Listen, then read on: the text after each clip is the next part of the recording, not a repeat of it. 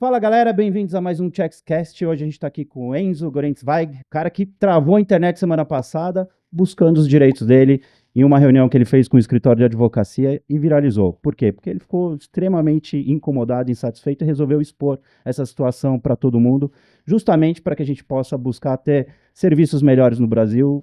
E a gente está aqui para escutar tudo o que aconteceu, falar um pouquinho sobre o histórico da família dele também, que já teve em pauta com outras situações jurídicas muito grandes, e ele vai contar tudo pra gente. Mas só para aqui, pra gente lembrar o que aconteceu, a gente vai colocar o videozinho rapidinho, depois vai falar também, aproveitar já falar aqui dos nossos patrocinadores, né? E agradecer, porque a gente tem o patrocínio aqui do Minotauro Energy Drink, que acompanha a gente já há bastante tempo, e o Cinemark Empresas. Para você que tem empresa aí que não sabe, Cinemark aluga salas para que você possa fazer palestras, eventos corporativos. É só ir lá, entra no site, busca, que eles vão te fazer um negócio top. Vamos lá assistir o vídeo pra gente relembrar aqui o que aconteceu e a gente já entra apresentando o Enzo. Filma essa porra aí. Escritório de bandido, rapaz.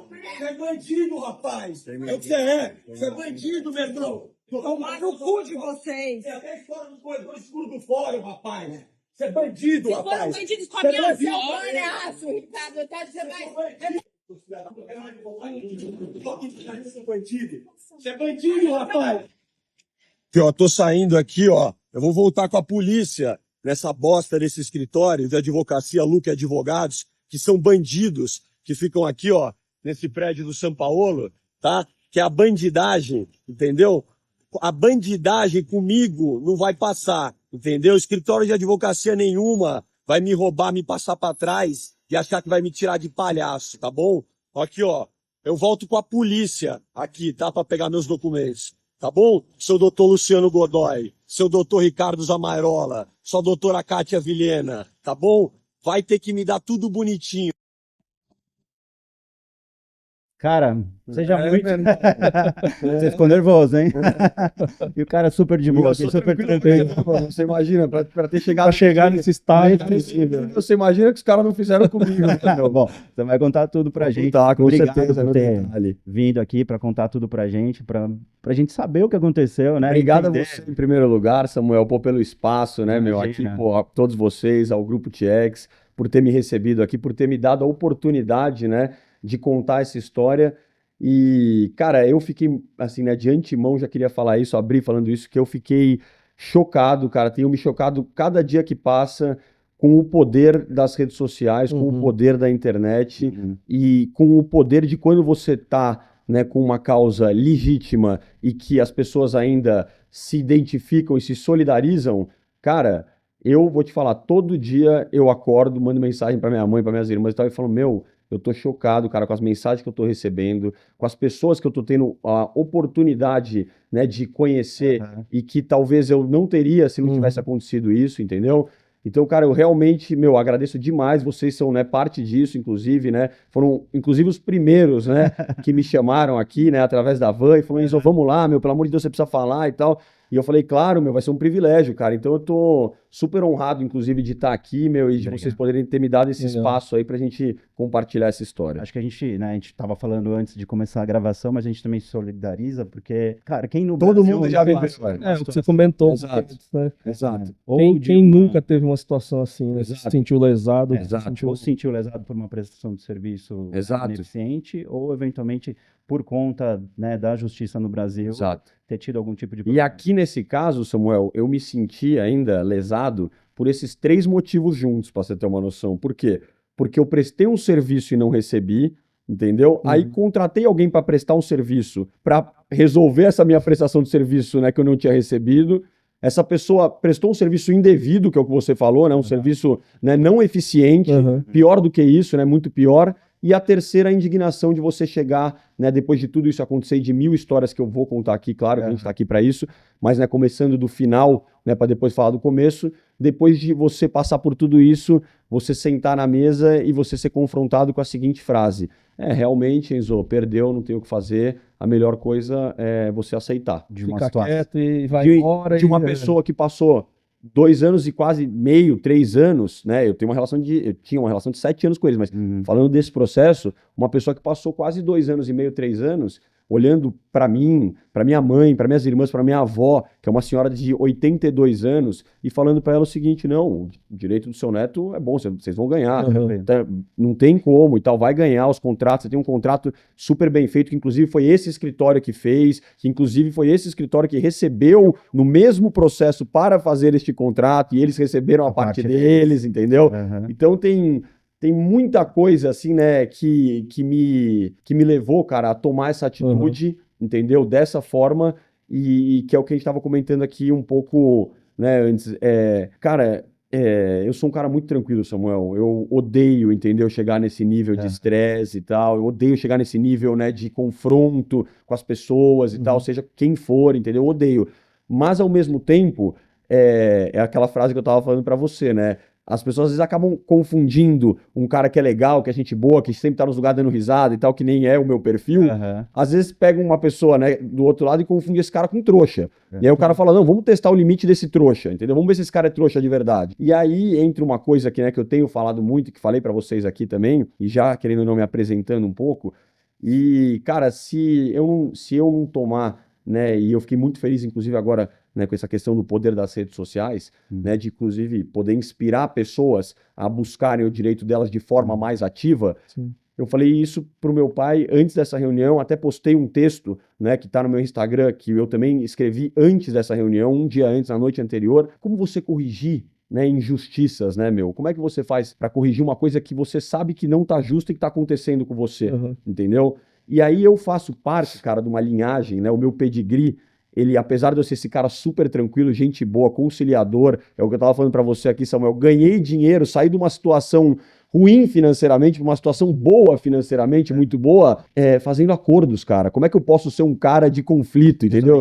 Eu sou o contrário disso, entendeu? Eu ganho dinheiro fazendo o conflito acabar, entendeu? Conciliador. Exato, conciliador, cara. Mas, ao mesmo tempo, existe, né, dentro do meu DNA, que nem eu tava falando pra vocês, uma coisa que eu acredito muito e comento sobre isso, posto e gosto de falar, cara, e acredito até que as pessoas deveriam fazer até mais essa reflexão de entender, né, de quem somos nós e de quem são os nossos antepassados, entendeu? E, cara, eu pertenço a uma família, e principalmente, né, o meu gene, né, o meu DNA que me definiu como homem, cara, eu vim de homens fortes, entendeu, meu? Se eu lidar com situações difíceis de uma forma fraca, eu tô envergonhando o meu DNA, eu tô envergonhando a minha ancestralidade, entendeu? E aí eu prefiro tomar ação, eu prefiro sair na porrada, eu prefiro fazer o que for do que eu envergonhar, primeiramente eu, né, olhar no espelho e ficar com vergonha de mim mesmo, saber que eu poderia ter tomado uma atitude e não tomei, e segundo lugar, envergonhar os meus ancestrais, pô, meu pai que tá aqui me assistindo, meu avô que tá no céu, meu outro avô também que tá no céu, porra, as pessoas que eu represento aí nos inventários, né, que eu hoje participo, e que também tem nomes muito fortes aí, né, de pessoas que já faleceram, e que se de alguma forma eu atuo, né, na família delas, eu acabo tendo que representá-los também de alguma forma, claro, né, meu? Então eu acredito muito nisso, entendeu, Que Samuel? nem diz a nossa querida amiga Heloísa Capelas, né, que é palestrante e mentora, né, nós somos programados pela nossa infância. Exato. Então, a nossa infância, a Exato. nossa criação, ela tem um papel fundamental na nossa vida. Né? Exatamente. Por mais que você não perceba algumas situações, algumas atitudes, vem de lá. E eu concordo 100%, assino embaixo disso que você falou, Samuel. E aproveitando também, né, para trazer um pouco aí da minha história, né, você falou de infância, eu até, né, quando a gente entrou em contato, te mandei um texto e tal, e eu faço questão de esclarecer isso, e sempre esclareço, que de playboy, assim, eu não tenho nada contra playboy, eu queria ter sido um playboy, entendeu? De ter tudo resolvido quando eu nasci e tal, queria muito ter sido, mas de playboy eu tenho só a lata, hoje em dia as roupas e a cara, e Deus me deu o olho azul e o cabelo loiro, então eu chego nos lugares e passo às vezes essa impressão. Mas a verdade, cara, é que eu, desde que eu me conheço por gente, eu sou trabalhador, entendeu? Empresário desde muito novo, trabalhador desde mais novo ainda, que nem né, você tocou aqui, cara, a minha infância foi marcada muito pelo contrário do que uma vida, né, fácil, foi marcada por situações, não uma vida, mas situações difíceis, entendeu? Situações que eu tive que presenciar que foram difíceis, entendeu? Né? Desconfortáveis. E, cara, eu tenho certeza que é isso que você falou, que essas situações, circunstâncias que eu passei, né, quando eu era pequeno, né, que eu vivi, né, um divórcio difícil dos meus pais, em primeiro lugar, né, logo no comecinho da minha vida, com 5 anos, e isso durou até o começo da minha adolescência, quando eu tive 16 anos, e que nem eu estava conversando com você aqui também, né, olhando para trás, eu matei 2 coelhos com uma cajadada só, né? Eu tive ali o meu a minha primeira vitória profissional, porque no final, né, quem fez o acordo, né, do meu pai com a minha mãe, né, muito mais do que um acordo financeiro, mas quem fez, né, uma reconciliação entre eles dois, não como marido e mulher, mas como pessoas que compartilharam uma história, tem 3 filhos, e até o conselho que eu dou por aí, eu sou um cara novo e tenho amigos novos, e às vezes vejo histórias perto de mim, pô, tá brigado com as mulheres e tal, não sei o quê.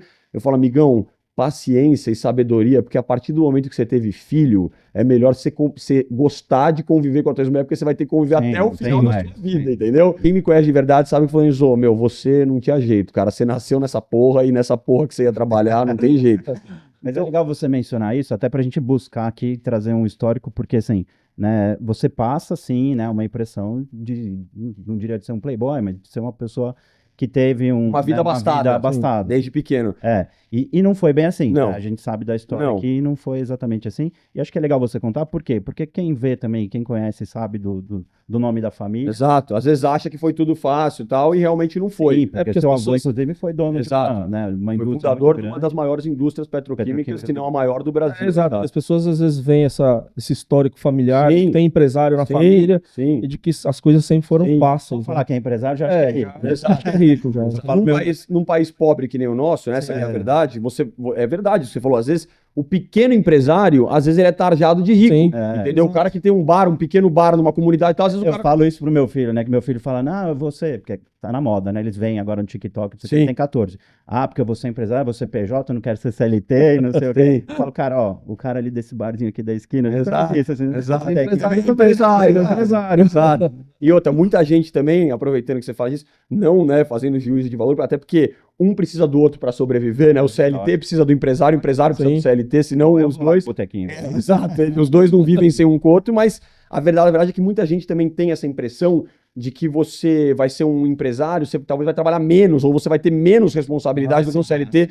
Cara, é o dobro. Desde que eu me conheço por gente, empresário, o telefone toca 2 da manhã. Ontem eu tava falando com um cliente meu, era 1 hora da manhã, entendeu? Hoje tinha que acordar cedo e tal. fora que- Meu filho também fala, quero ser empresário. Fala, mas você quer ser empresário por quê? Você acha que exato. você vai trabalhar menos? É Você acha isso, que você vai ter chefe? É isso, é. Você vai ter o dobro de Exato. chefe, vai trabalhar o dobro. Tá, tem uma Fica com essa ilusão Tem um aí, vídeo né? do Elon Musk que ele fala, não sei a continuação, mas o começo eu me lembro muito bem, que ele fala o seguinte, você ser empresário é você comer um caco de vidro na boca dentro de um forno, sei lá que porra que ele fala, porque assim, é difícil, mas os caras acham que não é, entendeu? Você tenta mastigar caco de vidro, não é fácil, entendeu?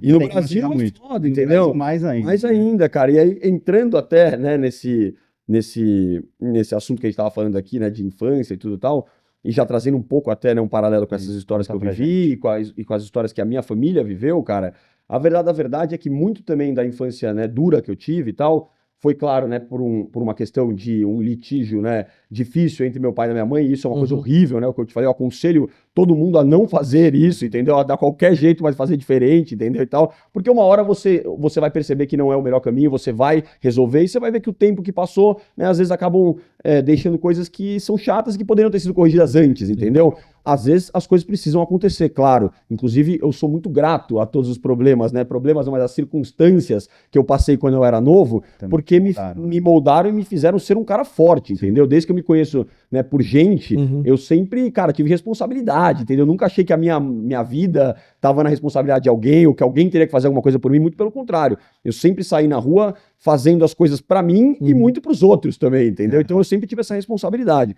Mas, falando, né, um pouco de casos familiares, né, e de o porquê que isso acho que aconteceu também, Samuel, a verdade é que a minha família, né, o meu avô Boris Gorentzweig, viveu uma história também, né, devidas às proporções, muito parecida com o que eu estou vivendo agora, que é o seguinte, né, os contratos não sendo respeitados no Brasil, entendeu? E acho que é legal você mencionar, porque assim, né, até eu fui pesquisar e até mencionei para você, eu falei assim, pô, teve uma venda por Sim. 650 milhões de Sim. reais, né, Sim. na época, Sim. da empresa, como é que eventualmente você passou dificuldade? E acho que é legal para todo mundo saber, Sim. né, o porquê, porque Lógico. senão pesquisa superficialmente Sim, e acha claro. isso. E aí você explicou, eu queria que você explicasse agora Eu vou explicar, pras câmeras. vou explicar para as câmeras de uma Pro forma, público, né? de uma forma resumida, o que aconteceu, né, Samuel? Ali no caso da minha família, do meu avô, Uhum.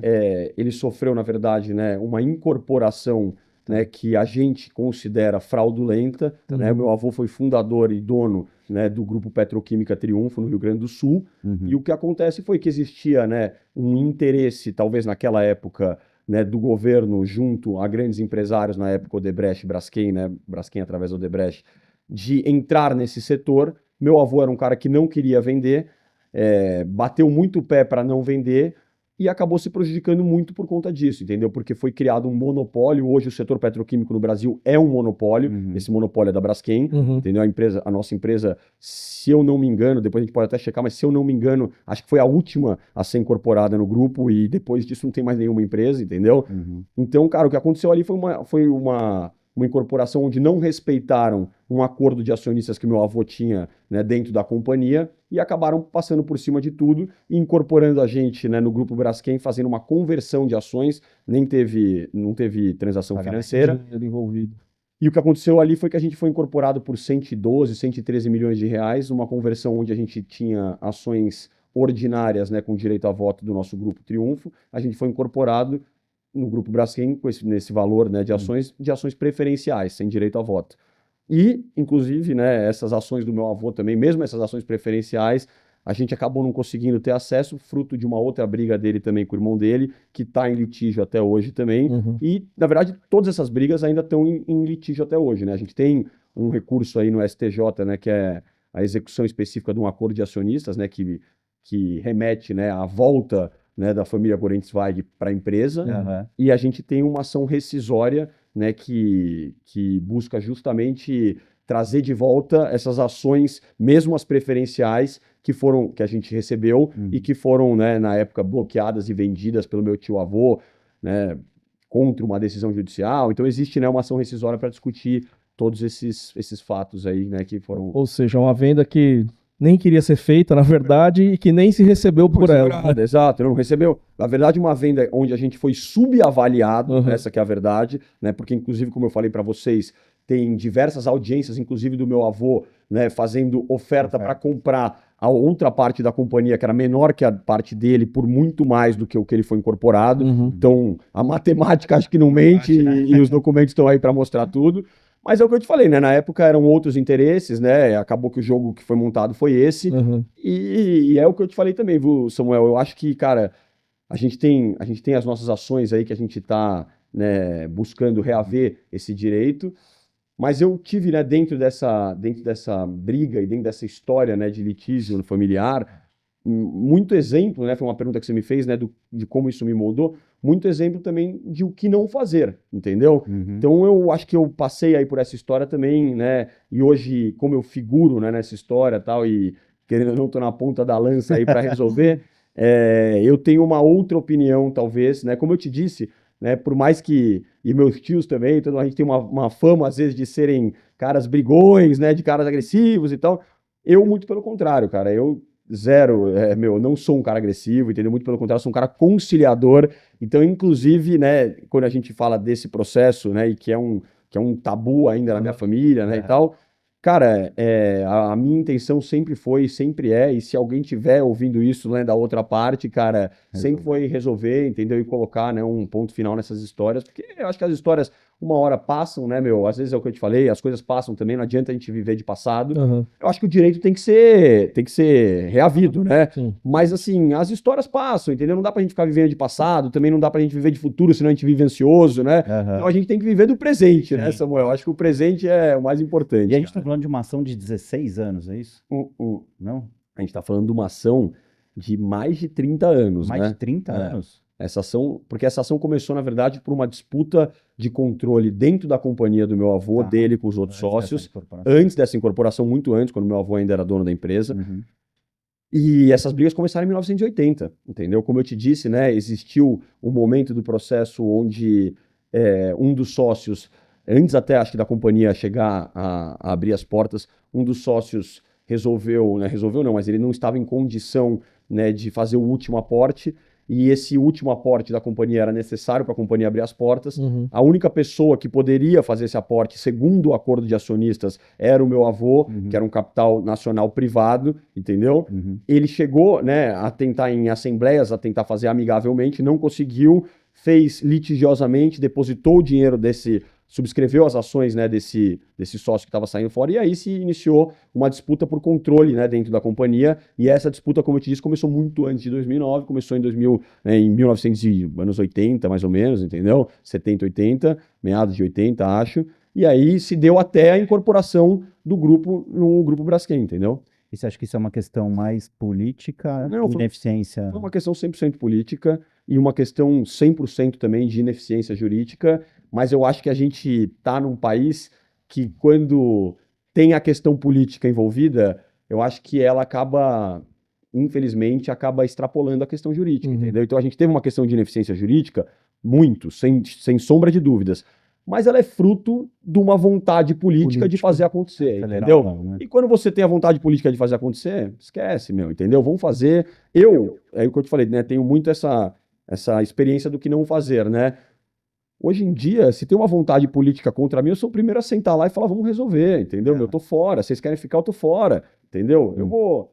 Samuel, eu tenho muito essa filosofia de vida, cara. A vida é a gente aproveitar, irmão. A vida é a gente dar risada. A vida é a gente curtir com quem a gente ama, entendeu? A vida não é a gente ficar brigando, dando murro em ponta de faca. Ah, não, porque eu tava certo, porque eu tava certo, porque eu tava certo. Tudo bem, você tava certo, entendeu? Mas realmente não tem jeito, às vezes não tem jeito, entendeu? Vamos buscar o que dá pra fazer, entendeu? O que dá pra fazer tem que ser feito. Não dá pra também, não tem jeito, eu vou largar. Não, vamos buscar o que dá pra ser feito. Agora... Você morrer numa história dessa, eu não morro, entendeu? Nem a pau, entendeu? Se a família tivesse parado a vida esperando. Exato. Se eu tivesse parado a vida esperando isso, eu não imagino, entendeu? Prejudicou minha família demais, entendeu? Minha avó, demais. Pô, minha avó que foi uma senhora que foi mulher, né, de um empresário e tal, que sempre foi do lar e tal, nunca trabalhou nem nada e tal, não tinha essa experiência e tal. Quando aconteceu esse negócio, minha avó até hoje realmente passa dificuldades e tal, e aí sim, a minha avó já não é mais um problema político, e é um problema da ineficiência jurídica, entendeu? Por quê? Porque a gente tem um inventário aberto, no caso da minha avó paterna, o meu avô morreu em 2012, há 13 anos, e inventariantes judiciais já passaram por lá, já tiveram salários multimilionários, salários de que no ano dão milhões de reais. Um administrador judicial está brigando para ganhar 4 milhões de reais lá no processo. O outro administrador judicial, que é o doutor Marcos Sanches, um cara conhecido aí nos fóruns e tal, esse administrador judicial, que nem até meu pai conta a história, ele chegou com uma motinha na primeira reunião, lá para fazer a reunião com a minha família. Chegou numa motinha simples, tá? No final ele já tinha 3 carros, casa na praia, casa na Riviera, casa não sei aonde e tal, não sei o que lá. E você perguntar assim, não, mas ele te roubou, Enzo? Roubar é uma palavra totalmente errada porque ele fez. Porque tudo que ele fez, ele teve o aval da justiça. Então como é que é roubar? Não posso falar isso. Se eu falar isso, eu sou condenado. Eu não quero falar isso, entendeu? Eu quero te falar isso que eu tô falando. É uma ineficiência jurídica completa, absurda. Como é que uma pessoa que vem trabalhar, que é de fora, que é indicado pela juíza, entra no teu processo, no processo do teu pai, recebe milhões, que seja milhares, mas nesse caso da minha família recebeu milhões. E a matriarca, a senhora que tem 75%, está passando dificuldade. Sim, é isso que eu ia falar. O inventariante não recebeu nada. O administrador enriqueceu durante o processo. No caso, ele é inventariante. Entendeu? Ele é inventariante administrador da ativo, que chama, entendeu? Quando você tem um litígio, né, dentro de uma família, que a família não consegue se entender para fazer a partilha, a juíza vem e decreta um administrador para fazer a partilha acontecer e tal. No nosso processo tem um recurso parado agora, já tem mais de 2 anos e meio que não julgam. O administrador continua recebendo o salário dele, que é de 45, 50 pau, entendeu? E a minha avó é uma senhora que tá na casa dela, que tá aí. A minha tia vai até postar vídeos essa semana da situação de uma senhora que foi mulher de um cara que foi, né, que teve um patrimônio muito grande, né, que ela não precisaria estar passando essa situação. E no caso da minha avó, a justiça fez isso com ela, entendeu? Essa é a verdade. Hoje ela vive o quê? De ajuda da família? Ajuda dos filhos. Hoje ela vive disso, esperando. E ela tem depositado numa conta 20, 27, acho, 25 milhões de reais no espólio. Fruto desse imóvel que eu te falei que era um imóvel, né, que era um galpão que meu avô tinha em Osasco, que era uma indústria do meu avô lá, e que foi aonde, né, eu comecei a minha vida empresarial, que eu montei uma operação em 2014 de ponto para atender, na verdade, uma portaria que era regulamentada pela Dilma na época, que era o PPA, que era o ponto de parada e apoio, que é, né, o PPA, que até hoje está aí, é uma portaria regulamentada, que foi regulamentada no governo Dilma, que essa portaria fala o quê? Que o caminhoneiro ele tem que dirigir X horas e dormir X horas. Ele não pode sair por aí dirigindo quanto ele quiser e não dormir e tal. E como é que você regulamenta isso? Você regulamenta isso num instrumento do caminhão que é o tacógrafo. Então, quando a pessoa é parada naquelas... acompanha as paradas e tudo, tá tudo ali. Só que daí, depois que a Dilma sancionou essa portaria, ela criou um problema muito forte no Brasil, que é o seguinte: tudo bem, o caminhoneiro, a classe, ele falou, tudo bem, eu não quero dirigir que nem maluco, inclusive eu quero fazer o que você tá falando. Mas aonde é que eu paro para descansar? Um caminhão carregado no Brasil, que é perigoso, que você tem problema de todas as ordens, de estrada, de perigo de ser assaltado, entendeu? De logística do caminhão chegar, que tem estradas que são horríveis e tal. Como é que você faz? Então eu criei um ponto de parada e apoio em Osasco, nesse imóvel, primeiramente nesse imóvel do meu avô, depois cheguei a ter mais 3 pátios ali na região, fui pátio regulador do Carrefour, fui pátio regulador do Pão de Açúcar, que eram os 2 CDs, os 2 maiores CDs, os 2 maiores do Brasil, do Carrefour e do Pão de Açúcar, ficam ali, quilômetro 18 da Anhanguera. E esse imóvel do meu avô ficava bem ali, bem no meio do quilômetro 18 da Anhanguera, no Trevo. Então, eu tive a oportunidade, cara, de criar essa operação com uma demanda já gigantesca, entendeu? Então, eu fui muito feliz lá, cara. Tive muita experiência boa como empresário mesmo, né, novo. E aí também muita coisa também, né, depois que eu fechei, me ajudou, cara, a estar nessa vida que eu tô hoje, porque eu passei problema também de todas as ordens, entendeu? Isso que eu ia falar, mas foi muito bom, mas você mastigou muito carro. Né? Muito. E depois acabou fechando. Muito. O que aconteceu? Acabei fechando na pandemia, cara, porque realmente as circunstâncias ali da pandemia estavam muito difícil. Eu já estava tendo muito problema ali, né, com transportadoras que estavam tendo problemas com os fornecedores dele, né, com as pessoas que eles tinham que entregar, e aí pandemia estava bloqueando, tal, então eu já estava com os pátios vazios, tendo que pagar aluguel, problema, tal, a conta já não estava fechando. E aí, eu decidi, né, fechar as portas, né, e que vem dessa experiência também, dessa minha bagagem, né, de falar isso, falar, eu não vou viver de passado, cara, isso daqui já foi bom, já foi maravilhoso, mas eu tô vendo que o negócio vai dar ruim, eu tô fora, entendeu, tchau, entendeu, fechei as portas do jeito que deu, falei, vou assumir o BO, assumi, tomei mais de 30, 40 ações trabalhistas, saí devendo aluguel, devia meus fornecedores e tal, liguei pra todo mundo, cara, devia gente até, né, que, vamos dizer assim, que não eram, né, das pessoas mais boazinhas do mundo, entendeu? E tive que ligar pra todo mundo, dar a cara, entendeu? Então tive muita essa experiência também, né, nesse período, de dar a cara, de cumprir com a palavra, de ser homem, entendeu, isso é uma coisa que a pessoa, quando passa por experiências dessas, ela aprende que na vida você tem que ser homem, que você falar, você tem que cumprir, entendeu? Que você assinar tem que fazer valer, entendeu? Depois você saiu daqui, você contou pra um amigo seu, se arrependeu, o problema é teu, entendeu? Você não pode brincar com a vida das pessoas desse jeito, entendeu? E eu tive várias experiências que me remetem a ter essa postura, entendeu? Que bom, parabéns, cara, porque não é todo mundo que pensa assim, infelizmente. Nem todo mundo, nem todo mundo tem essa atitude. Quantos funcionários chegou a ter lá? Cara, eu cheguei a ter direto lá uns 85 e indireto era mais de 200, por quê? Porque eu alugava, eu tinha setores lá dentro do pátio, então eu tinha cantina, eu tinha restaurante, eu tinha cara que mexia com mola do caminhão, eu tinha cara que mexia com funilaria, cara que trocava pneu, lava rápido. Algumas das operações eu ainda tinha participação, outras era só pura e simplesmente sublocado. Então eu cheguei a ter lá, mais de 250 pessoas trabalhando direto e indiretamente, cheguei a operar mais de 1.200 carretas no dia mais forte, assim, de trânsito, e por dia, né, 1.200 carretas por dia. Então, cara, tive uma experiência ali realmente de valor para você aprender que realmente na vida, é o que eu te falei também, antes de eu me aventurar nessa jornada empresarial, eu trabalhei algum tempo, né, eu trabalhei no Sirena, que é uma casa noturna famosíssima, que todo mundo conhece. Eu trabalhei lá quando eu era muito novo, quando eu tinha adolescente, quando eu era menor de idade, e quem me deu essa oportunidade foi, na época, né, o dono do Sirena era o Fábio Fanganiello, que é um grande amigo meu, hoje em dia amigo do meu pai, na verdade, né, tem idade do meu pai. E na época quem coordenava toda a operação era o Maurício Neves, né, o Mané, como a gente chamava ele na época, o apelido dele, que hoje é o deputado Maurício Neves, um amigão nosso também, amigo do meu pai. E na época eu era muito novo, cara, a gente tava na praia, meu pai sempre frequentou Maresias, e aí num verão, assim, eu lembro que acho que era numa temporada dessas de férias e tal, a gente tava lá e aí conversando e tal, tava o Mané, tava o Fábio, tava meu pai e tal, e aí não sei onde chegou a ponto do meu pai falou, não, vou botar esse moleque pra trabalhar e tal, ele já tá na época de trabalhar e tal, eu era adolescente. Aí eles perguntaram, você quer, Enzo, você quer trabalhar e tal? Eu falei assim, eu quero, lógico que eu quero e tal. E aí também entra, que eu até falei outro dia para um menino novo, filho de um amigo meu, de um cara que eu faço negócio, e o filho dele tava na mesa, eu falei para ele, eu vou te ensinar uma coisa, o moleque tem 18 anos, eu falei, a oportunidade, quando passar, oportunidade você não pega, você agarra, Porque se pegar, nego toma de você tem que agarrar. E aí eles perguntaram pra mim, falaram, não, se você quer, tal, não sei o que, trabalhar. Eu falei, quero, lógico. E aí voltei pra São Paulo, ele me ligou, eu comecei a trabalhar no Sirena aqui em São Paulo, né, que era na Casa da Pizza.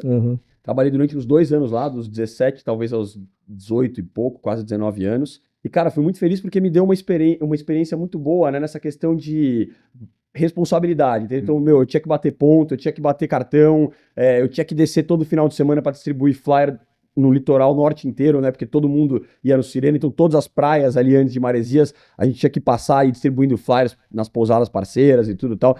E, cara, eu fazia um trabalho, assim, né, de ajudante, né, principalmente pro Mané, pro Maurício Neves na época. E, cara, eu fui, assim, eu dava risada demais, porque o Sirena naquela época, o Sirena era o auge. Quem não queria ir no Sirena, na festa fantasia do Sirena, na festa do branco do Sirena, imagina, era o auge o Sirena. E eu era um moleque, meu, eu tinha 17, 18, depois, mas no começo ainda até 17, e tinha moral infinita lá dentro, trabalhava, tinha moral, tinha convite, tinha tudo, descia lá, pô, o Sirena pagava tudo, pagava até a padaria pra eu comer, o caralho. Os caras foram, meu, nota 1 milhão comigo, Você meu. tava quase pagando pra Eu trabalhar. tava quase pagando. Então, cara, tive, meu, experiência muito boa. Logo depois disso, eu saí de lá, né, fui morar na Califórnia, morei com um amigo meu durante 4 meses, mais ou menos, na Califórnia. Foi, meu, maravilhoso também, cara. Outra, né? Trabalhou lá? Foi estudar? Não, na verdade, eu fui para estudar inglês, né? Porque na época eu tava nesse período de cursinho, faculdade e tal, então eu fui para estudar inglês. Acabei não me matriculando em curso nenhum de inglês. E fiquei lá com meu amigo curtindo pra caralho e tal, meu. Entendi. Mas aprendi a falar inglês, pô. Falo inglês e tal, meu. Graças a Deus o inglês eu aprendi a falar. O propósito, meu, a missão foi cumprida. Não foi fazer aula lá, mas deu Certo, exato. Deu um né? jeito. Exatamente, cara. E aí, depois que eu voltei, logo que eu voltei, eu comecei, né, nessa aventura aí. Na verdade, quando eu voltei, eu prestei vestibular. Uhum. Cheguei a passei na SPM, que cheguei a cursar 6 meses, né, de administração. E naquela época, realmente, meu avô tinha acabado de morrer, acho que era 2012 até 2013. A coisa estava muito ruim financeiramente pra gente e tal. Eu cheguei a cursar os 6 meses. Quando eu teve que renovar, eu já estava devendo os 6 meses, já não tinha pago. Aí nem tinha como pagar e tudo e tal. E aí eu lembro, para não mentir da história, eu lembro o seguinte, eu lembro que enchi o saco do meu pai, que eu falei, meu, eu quero essa porra desse dinheiro, tal, não sei o que, eu quero dinheiro e tal. Ele me arrumou o dinheiro dos 6 meses pra eu pagar. E aí eu fui lá com a minha mãe pra pagar, pra me rematricular. E os caras falaram o seguinte pra mim, ó, beleza, o que você deve é isso. Mas como você já tá devendo, já começou, porque demorou um pouco pra gente arrumar o dinheiro e tal, aquela história e tal. Já tinha começado, né, as aulas de novo. Falou, ó, meu, pra você continuar, você precisa pagar pelo menos a rematrícula, uma taxa, e o primeiro mês, alguma coisa disso aí. Tá. E na época eu lembro que era, tipo, sei lá, 3, 4 mil reais. Na época era dinheiro pra caralho pra mim. Eu falei, meu, quer saber, meu? Não vou estudar porra nenhuma, entendeu? E tal. Acho que na época eu até liguei pro meu pai e falei, ó, meu, não vou estudar, deu errado, tal, vou ficar com o dinheiro, entendeu? Vou fazer alguma coisa, mas exato, mas se eu não estudar não vai dar certo, entendeu? E aí, cara, foi aí que eu fui me aventurar, na verdade, até... Seu pai é faixa preta. Meu pai é faixa preta de Não posso ficar jiu-jitsu. devendo pra ele assim. Faixa preta não, faixa preta casca grossa, porque hoje em dia tem uns faixa preta que é faixa preta esportista. Entendi. Meu pai não é faixa preta Não. esportista, meu pai é faixa preta das antigas, casca grossa. Bad boy. Quem conhece o meu pai sabe que é o que eu tô falando, Então, entendeu? não dá pra ficar devendo. pro Não, cara mas, desse. mas o filho pode, né? O filho tem essa moleza, Esse né? direito aí. Exato. Você falou que depois, né, quando você abriu o negócio, acabou fechando, você acabou devendo dinheiro para um pessoal Mas eu mais tinha, complicado? mas eu nesse nível? Mas eu sempre tive, por isso que eu te falo, eu sempre tive tranquilidade para dever quando eu devi, né, para as pessoas que eu devi, porque eu sabia que eu tinha um pai casca grossa e as costas muito quentes, que eu sabia que não ia dar merda, entendeu? Os caras iam ter que esperar eu pagar, entendeu? Não ia ter jeito.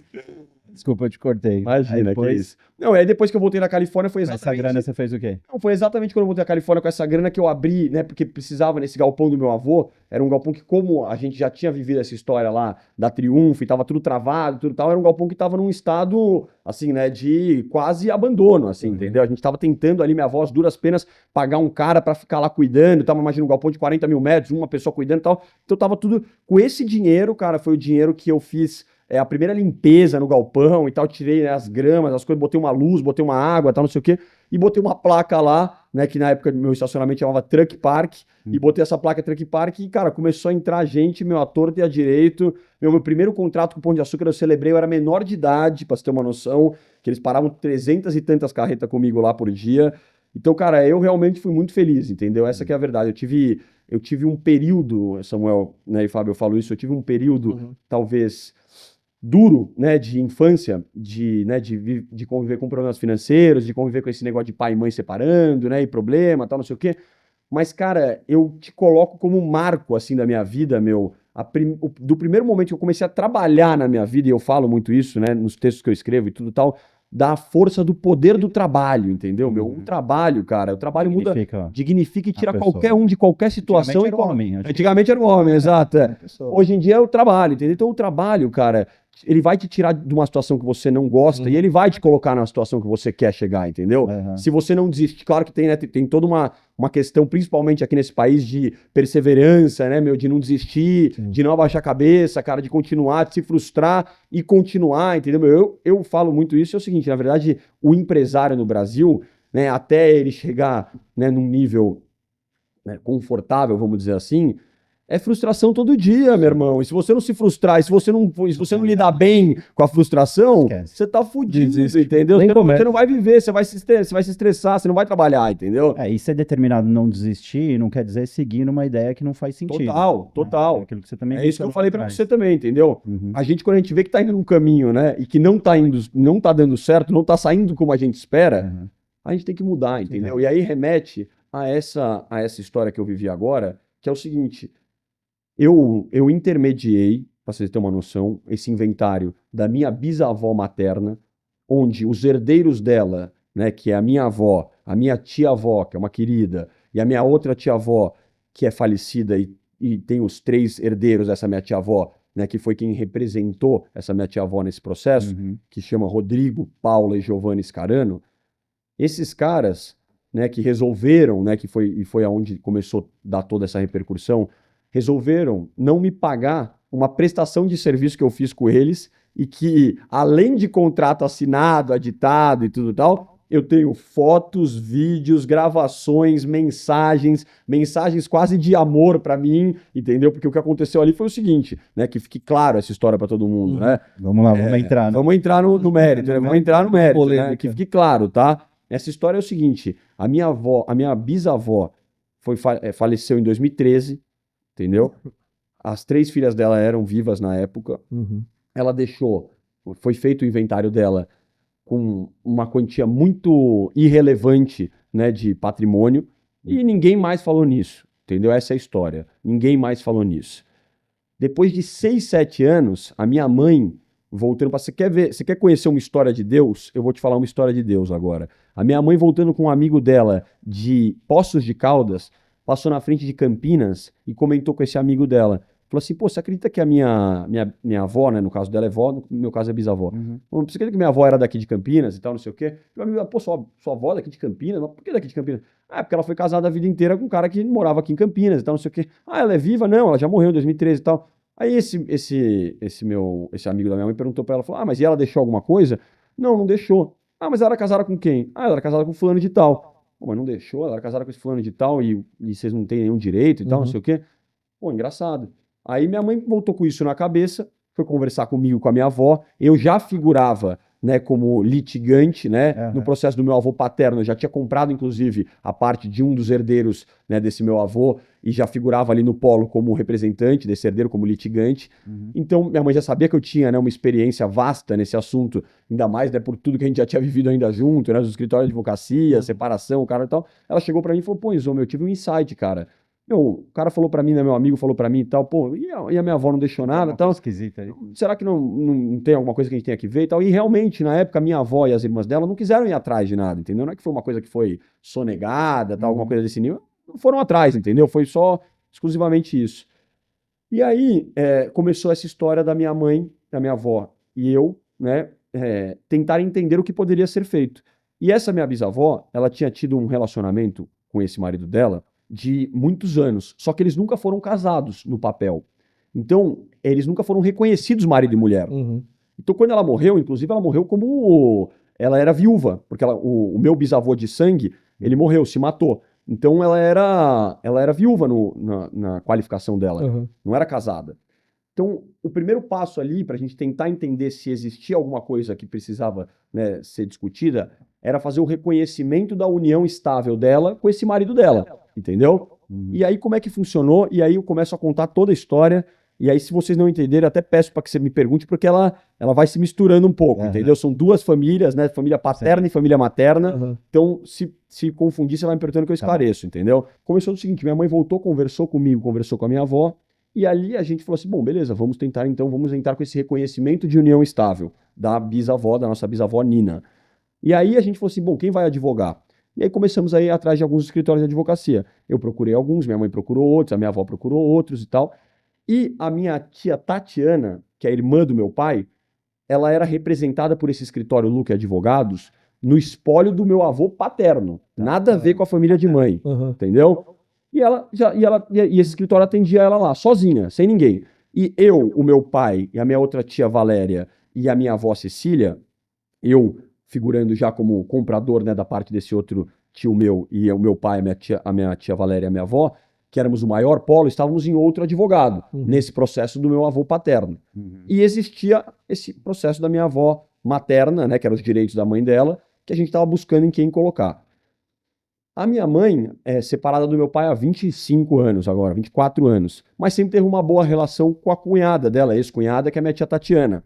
E ela comentou com a minha tia, ela falou, pô, Tatiana, eu tô com essa ação que eu tava com a minha mãe, que é com o Enzo, eu queria entrar e tal, não sei o quê. Pô, você conhece alguém e tal? E a minha tia comentou o seguinte, falou, ó, Elisa, eu tô sendo atendida por um escritório que é bom, na Faria Lima. Eles não gostam muito do Enzo e do Fábio, porque o Enzo e o Fábio estão no outro polo, lá no processo do meu pai, mas a gente pode conversar e tal, se você quiser levar lá não tem nada a ver, acha o seu processo e tal, não sei o que e tal.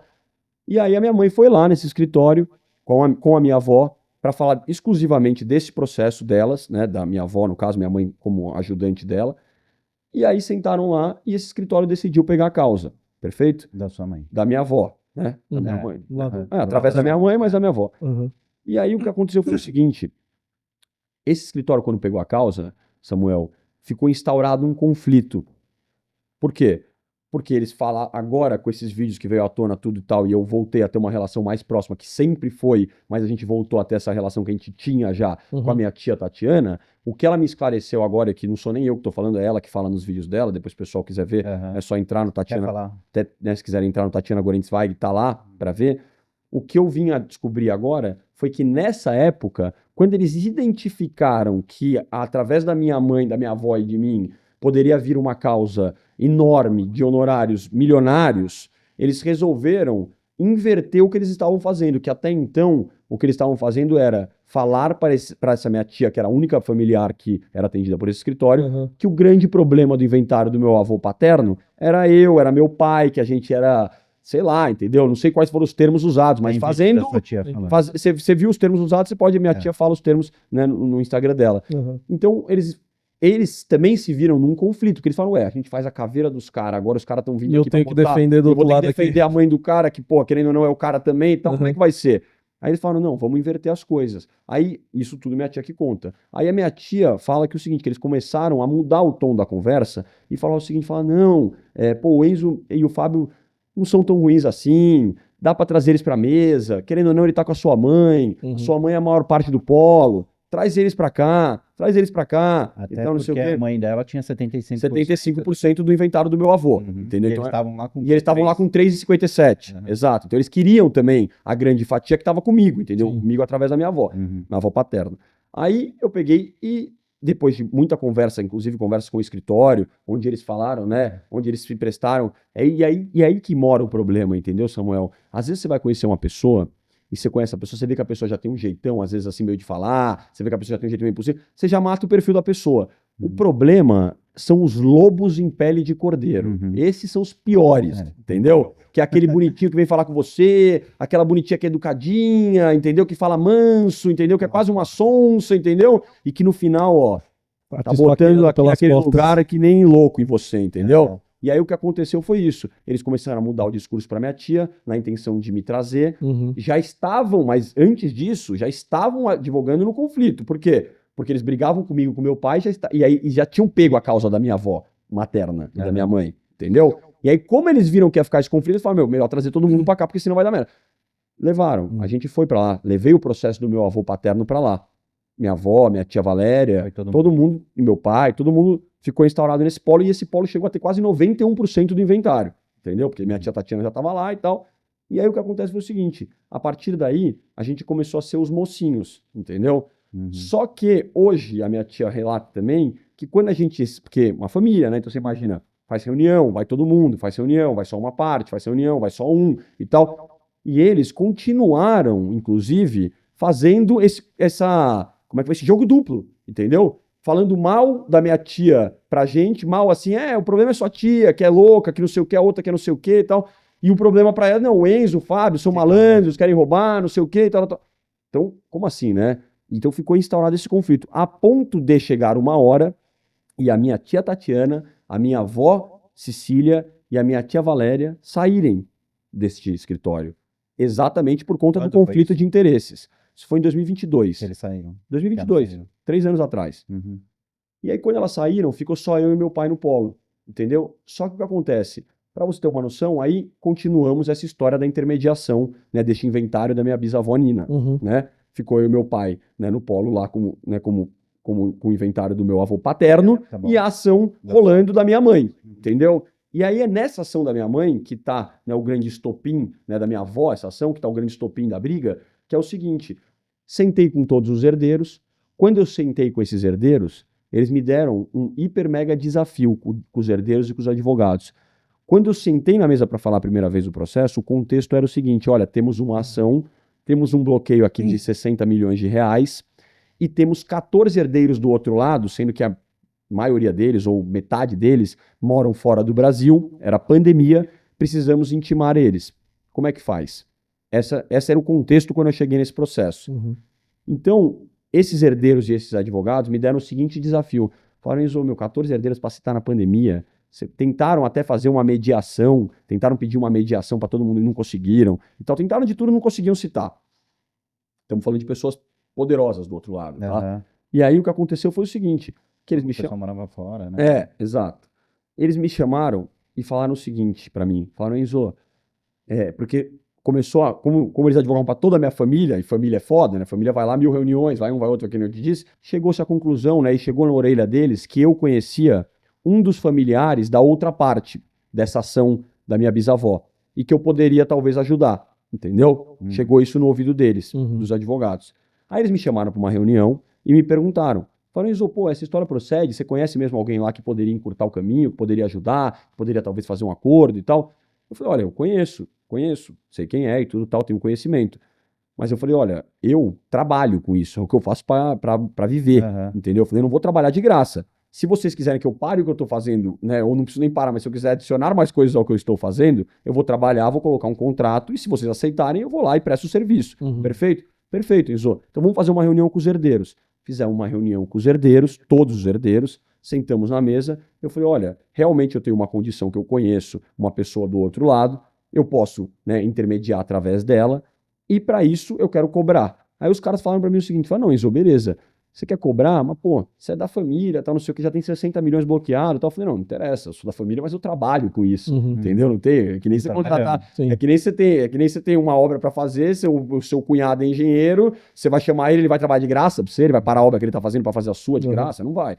Então eu falei, perfeito, eu quero trabalhar. Aí ele falou, não, então beleza, Enzo, depois que chegou-se à conclusão que eu iria ser remunerado, foi o grande desafio. Desculpa, só te interromper. Imagina. Você falou que estavam todos na mesa, todos os herdeiros. Todos os herdeiros e os advogados. Mas quem que era essa outra parte que precisaria ainda ser convencida que não estava na mesa, no princípio? Não, essa parte estava na mesa também. Também estava? Também estava. Ah, não, essa outra parte, o que você está falando assim? que São duas famílias. A família da minha avó, os herdeiros da Nina e os herdeiros desse marido da Nina. Esse marido dela não estava, esse herdeiro não estava. Eles estavam... Uma segunda parte. Era uma segunda parte. Eles precisavam me contratar primeiro para eu ir falar com esses herdeiros para poder, né, resolver. Então o que acontece foi quando eu sentei com eles todos na mesa, eu falei, olha, e depois que de muita conversa chegou à conclusão de que eu iria ser remunerado, eles falaram o seguinte, Enzo, a gente só vai te remunerar, mas só vai ser de um jeito, a gente vai te dar um desafio.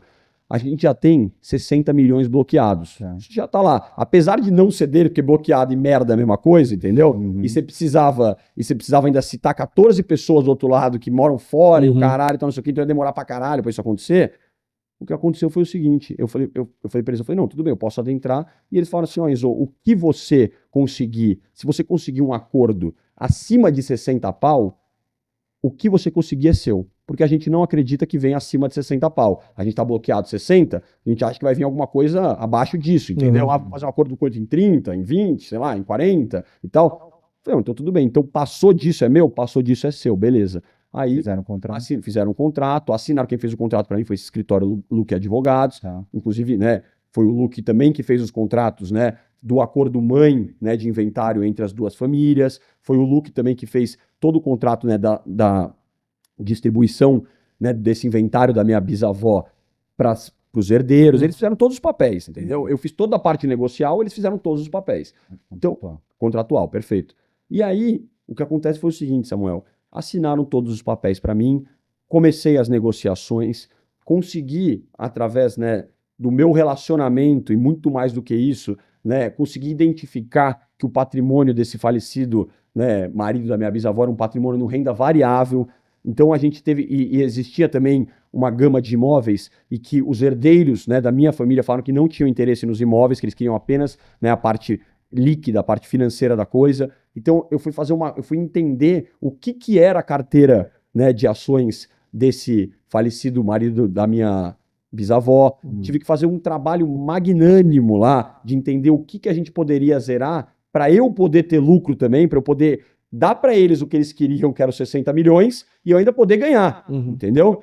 Então eu consegui chegar numa estratégia, né, e adotei os melhores, e tudo na transparência da transparência, adotei e sentei na mesa, inclusive com os herdeiros, quando eu vi quanto ia ser a minha remuneração, eu sentei com eles, fiz um aditamento desse contrato, falando, olha, botando um exemplo ainda, olha, vocês vão receber isso daqui, é XYZ, eu vou receber isso daqui, XYZ, e nego assinou, e aditou, e todo mundo reconheceu firme, falou, beleza, entendeu? E aí, o que acontece é o seguinte, como era um patrimônio em renda variável, a gente teve que fazer isso faseado. Por quê? Porque na teoria, vende as ações, paga todo mundo de dinheiro, perfeito. Na prática, é muito mais difícil que isso. Quando você tem uma pessoa que é viva fazendo isso, beleza, até realmente é fácil. Você vai lá, né, liga para a corretora, manda fazer. Quando você tem um espólio que precisa fazer isso, você depende do inventariante, você depende do juiz, de autorização do juiz. A corretora, no caso a nossa era a XP, que estava o dinheiro, a corretora não dá um passo se você não mandar, né, tudo documentado, certinho, tal, não sei o quê. Então eu tive que fazer todo esse trabalho, tal, tenho provas de todo esse trabalho que foi feito, maravilhoso, esse trabalho brilhante.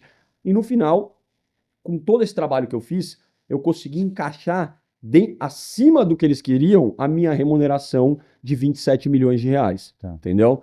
E aí o que aconteceu, Samuel? Quando a gente começou a zerar as ações, tudo assinado, tudo bonitinho, e a gente começou a zerar as ações, a gente falou assim, vamos fazer em 2 etapas. E eu cometi, né, que eu considero hoje um erro, mas na época foi uma ingenuidade, de eu virar para eles e falar o seguinte, ó, tudo bem, eu que sou intermediador, eu recebo por último. Vocês podem receber tudo primeiro. Recebe os herdeiros, recebe os advogados e depois recebe o intermediador. Perfeito? Perfeito. Então a primeira tranche vai ser zerada para pagar os advogados e os herdeiros. A segunda tranche vai ser para pagar o intermediador. Ótimo. Tudo assinado, tudo bonitinho. Quando a gente assinou, champanhe pra lá, pra cá, esse irmão, esse vagabundo sentando comigo e me batendo no meu ombro e falando, meu, você é demais, você é o cara. As irmãs falando, meu, Enzo, você é maravilhoso e tal, não sei o que lá. Quando caiu o dinheiro, a história mudou completamente. Quando caiu o dinheiro, fudeu, entendeu? Os caras começaram... E o que acontece? Todos esses acordos, inclusive você vê que eu nem tô falando os nomes aqui e tal, né? Os nomes desse Rodrigo, Paulo e Giovanna eu posso falar, primeiro porque são vagabundo, merecem que eu fale, entendeu? Expor. Segundo, que esses caras eu tenho processo com ele de outras ordens que não são segredo de justiça, inclusive esse da arbitragem não é segredo de justiça, então tá tudo certo eu falar. Mas eu tô preservando ainda, né, o nome da outra família que foi super nota 1 milhão com a gente, entendeu? Super corretos, né, e tal. Todo mundo foi correto, menos os advogados e esses 3 herdeiros que são vagabundos. O que acontece? Todos esses contratos tinham sigilo e confidencialidade. Ninguém poderia falar isso daí. Entendeu? Era tudo entre as pessoas que estavam naquela mesa. Na primeira vez que eles receberam o dinheiro na conta, a minha avó materna também recebeu. E a minha avó tem 4 filhos. Tinha 5, uma faleceu. Tem 4 com a minha mãe. São 3 mulheres, um homem e tinha mais uma mulher que faleceu. O que esse meu primo de segundo grau, que é esse Rodrigo, vagabundo, fez, e que eu tenho provas também, o que ele fez? Ele pegou, ligou para o meu tio, para um tio meu, José Eduardo, E esse meu tio, não sei se ele não estava numa boa situação financeiramente, não sei qual era o problema que ele estava passando, não sei se ele tinha pedido dinheiro emprestado para esse Rodrigo, não sei qual que era a malandragem deles dois, que esse cara ligou pro meu tio e falou o seguinte, falou, meu, você tá pedindo dinheiro para mim, você tá passando dificuldade, sua mãe tá milionária, sua mãe acabou de receber milhões, como é que você tá me pedindo dinheiro? Aí meu tio, como assim minha mãe recebeu milhões? Não, sua mãe recebeu milhões, então... Ele não deixou nem a minha avó ter o tempo dela, porque o dinheiro é dela e ela conta para quem ela quiser, e o processo ainda não tinha acabado, eu precisava receber ainda, então o processo ainda não tinha acabado, o sigilo e a confidencialidade ainda estavam, né, como cláusulas daquele negócio. Ele foi lá, violou todas essas cláusulas, falou para um tio meu, aí esse meu tio junto com outra tia minha começaram a conspirar, e falaram assim, não, mas peraí, mas ele, como assim? A gente não tava nem sabendo, o Enzo fez esse acordo? É, o Enzo que fez. Não, mas peraí, mas quanto ele vai receber? Ah, vai receber 27 milhões. Mas 27 milhões? Ele é muito novo, ele é loiro, ele é do olho azul. Esse Rodrigo aí chegou até a falar que eu era judeu. Você nunca ganhou milhões por causa do olho azul? É, não. Eu acho que talvez, né, na Lábio, os caras falam que na Lábio ajuda um pouco, né, não que seja só por isso. Mas daí esse cara chegou até a falar que eu era judeu, entendeu? Que minha família é de origem judaica e tal. Então, além de tudo, esse cara é um escroto, entendeu? E aí quando caiu esse dinheiro na conta dele, e ele foi lá fazer esse conluio com meu tio, com minhas tias e tal, não sei o quê, eles começaram a falar assim, não, mas peraí, mas como é que a gente não vai pagar? Como é que a gente não vai comprar? Como é que a gente vai... O primeiro movimento deles foi sair, porque todo mundo estava nesse polo Luque Advogados. Era eles que representavam. O primeiro movimento deles que eu já vi que não iam me pagar foi sair do advogado. Eles mandaram uma carta lá... Tudo resolvido. De tudo resolvido, depois de só ter que pagar, só que eles tinham que assinar ainda documentos para pagar a minha parte. E quem estava coordenando, lógico, todos esses documentos era o Luque, lógico, que ele era advogado da causa e tal. Quando eles mandam uma carta renunciando o Luque, eu já falei, não vão me pagar. Entendeu? Porque eu já sabia também dos bastidores que ele tinha ido lá falar pro meu tio, que era muito dinheiro, que ele se arrependeu, que não sei o quê, que ele acordou com o olho virado, sei lá que pó que ele fez, entendeu? E aí se configurou essa situação. Ele saiu do Luque Advogados, eu fui lá sentar com o Luque, e aí falei pra ele, e aí, como é que a gente faz? Porque eu não vou tomar calote. Eu falei, meu, eu tô aqui, eu tenho um papel assinado, aditado, tenho provas, tudo, né? Ele falou, não, Enzo, calma, você não vai tomar calote. Você tem um puta contrato feito por nós, contrato sólido, contrato que você prestou serviço, você recebeu 2/3 do serviço, eu emiti nota fiscal desses 2/3 do serviço, entendeu? Paguei milhões de imposto. Ele falou, você vai receber. Eu falei, qual que é o caminho? Ele falou, só tem 2 caminhos. Tem o judiciário e tem o nosso contrato remete à Câmara de Comércio Brasil-Canadá, que é um lugar, Samuel, que eu aconselho todo mundo que está vendo aqui correr desse lugar. Entendeu? Esse lugar é um lugar que quem entra, esse lugar aí é um lugar perigosíssimo, para não falar palavras piores, entendeu? Para não me comprometer mais ainda. Mas ele falou pra gente, não, Enzo, o nosso contrato remete a esse lugar. Aí a gente foi falando, tudo bem, qual que é a diferença desse lugar? Não, esse lugar é o seguinte, esse lugar são pessoas super sérias, você vai gastar um dinheiro porque é uma instituição privada, então você tem que pagar para litigar lá, só que tem um benefício. Qual é o benefício? Não tem recurso. Ah, não tem recurso? Não. Então, como você tem um direito muito bom, você prestou um serviço, tá aqui, você tem provas, o caralho e tal, não sei o que lá, vamos pela Câmara de Arbitragem, você vai gastar um serviço, só que além de tudo isso, o que você gastar, como eles vão perder, eles vão ter que pagar o que você gastou, a famosa sucumbência. Eu falei assim, não, beleza, tudo bem, então vamos por esse caminho. Aí eles me colocaram lá. Aí eu gastei quase 2 milhões de reais para litigar lá, litiguei durante 2 anos e meio. 2 milhões de honorário. De reais. Mas honorários mais custas. Exato. Litiguei durante 2 anos e meio lá, durante um processo que foi super, hiper, mega mal conduzido, e eu tenho todas as provas. Eu alertava os advogados toda hora que saíam as decisões que eu via que não condiziam, né, com o que tinha acontecido, e a desculpa que eles me davam era o seguinte, Enzo, vai na nossa, que a gente conhece. E eles vendiam também muita influência na Câmara de Arbitragem Brasil-Canadá. Ele falou que conhecia o árbitro, que era o Giovanni Nani, que é os 3 árbitros que julgaram meu processo, é o Giovanni Nani, a Adriana Bragueta e o Dr. Francisco Carralho. Que eu acho que se estiverem vendo esse vídeo aqui, deveriam realmente fazer uma reconsideração e uma reflexão, que é o que eu falo muito também, Samuel, que quando você tem a autoridade de julgar alguém, você tem que julgar com muita responsabilidade, cara. Sabe por quê? Porque aquele papel, aquela sua assinatura, aquela sua decisão, você não está fazendo uma decisão, um pedaço de papel, nada. Você está influenciando na vida de pessoas, entendeu? E o que sai dali extrapola o papel, eles não vão ver. Quem vai ver são as pessoas que sofrem as consequências, entendeu? Então, eu peço encarecidamente, inclusive, se esses árbitros estiverem acompanhando, se por algum motivo esse vídeo chegar né, nos olhos deles, que eles, cara, repensem, entendeu? Porque eu não vou parar por aqui, é claro que não, entendeu? Apesar de ter esse mito, né, de que sentença arbitral você não anula, o que mais tá na moda agora é você anular a sentença arbitral por licenciamento de defesa, que é exatamente o que aconteceu comigo, é exatamente o que eu vou buscar, entendeu?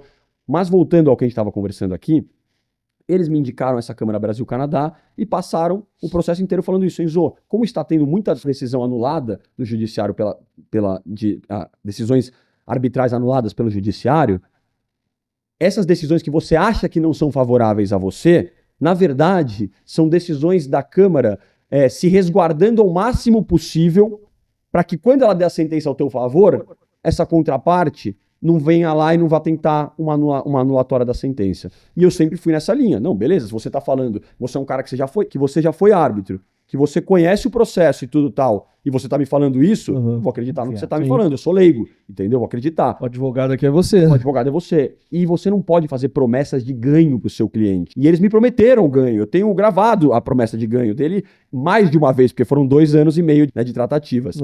E aí, depois de 2 anos e meio de tratativas, o que acontece é o seguinte: logo que eu recebi esses 2 terços da intermediação que eu prestei, eu tive a oportunidade e o privilégio de ser contratado, né, para um caso grande, um caso de repercussão, que é o espólio do seu Samuel Klein, das Casas Bahia.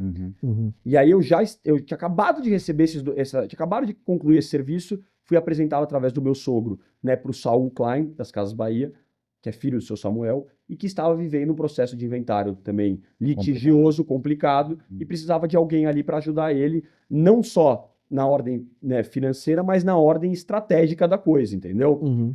E aí meu sogro me apresentou, a gente teve muita afinidade, o Saul um querido, né, um grande querido e tal, e aí quando conheci ele, né, e bateu essa coisa da afinidade e tudo tal, e chegamos, né, nos finalmente comerciais, eu falei pro meu sogro e pro Saul, falei, vou colocar, porque eu que tava, né, decidindo quem iria advogar para a causa, eu falei, por que não colocar os advogados que eu acabei, né, de pagar 20 milhões de reais, né, e eles advogaram para mim nesse processo e tal, por enquanto, né, não tinham mostrado, ainda nem tinha começado esse processo de arbitragem e tal, tava tudo ali, né, de uma forma pacífica e tal. Eu falei, vou colocar o caso do Saul, que é um dos maiores casos do judiciário brasileiro de inventário e partilha aqui no Brasil. E eu coloquei o caso lá. E aí eles começaram a advogar para o Saul. Perfeito? Perfeito. De antemão, de largada, porque o que acontece, Samuel, existe uma coisa que é uma das piores coisas que o ser humano pode ter dentro dele, que é o pior defeito do ser humano, um dos, se não o, que é a inveja, meu.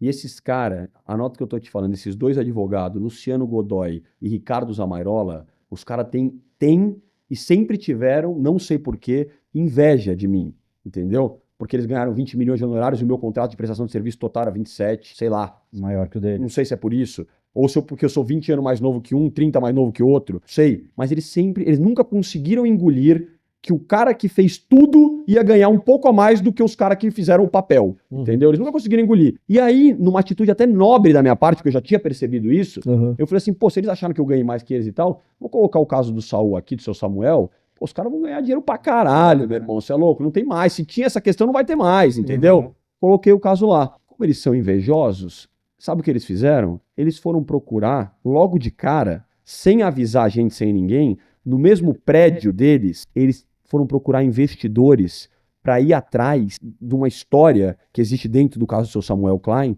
de reconhecimento de paternidade, de um suposto filho, entendeu, que busca um reconhecimento de paternidade. Eles foram pedir para investidores irem lá falar com os caras para pegar os caras, para comprar os direitos dos caras, entendeu? E aí, do nada, eles me ligam e falam assim, Enzo, sabe no caso lá do Saul e tal, tem uns investidores, meu, que eles estão com o direito lá da família lá, que é a família, né, que busca uma paternidade, um reconhecimento e tal. Você não quer conversar com eles e tal, ver se não faz um acordo, ver se não tem alguma coisa, algum jeito? Eu falei, não, beleza, lógico, a minha intenção, que nem eu te falei aqui desde o começo, eu sempre fui o cara pacifista do acordo, entendeu? Então vamos lá. Só que eles nunca me colocaram com esses caras. Apesar de ser no prédio deles, e tá aí mais uma vez, né, o conflito de interesse instalado, né, eles nunca me apresentaram pros caras. E sempre falando pra mim assim, não, Enzo, os caras querem isso, os caras querem aquilo, os caras querem que você assine esse documento, os caras querem que faça isso. Aí eu falei, posso te falar? Não vai dar certo, cara. Eu falei, deixa quieto, deixa os caras seguir com a vida deles. Se eles estão lá com essa família, deixa eles seguirem com essa família, tal, beleza.